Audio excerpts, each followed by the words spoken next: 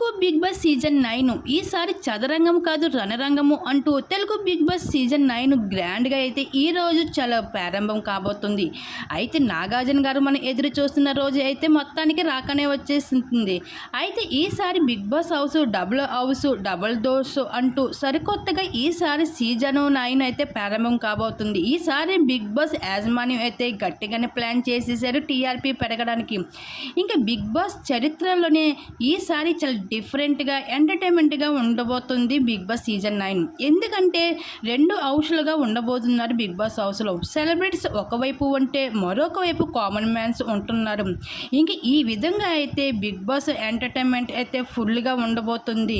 మాకు కూడా ఇదే కావాలి అంటూ కంటెస్టెంట్స్ కూడా పోటాపోటీగా అయితే పోటీ పడుతున్నారు బిగ్ బాస్ హౌస్లో. ఇంకా బిగ్ బాస్ హౌస్ లోపలికి ఆల్రెడీ కంటెస్టెంట్స్ ఎంట్రీ ఇవ్వడం కూడా జరిగిపోయింది. ఇంకా వారిలో అయితే ఒక్కొక్కరు గ్రాండ్ ఎంట్రీ కూడా ఇచ్చేస్తున్నారు కంటెస్టెంట్స్.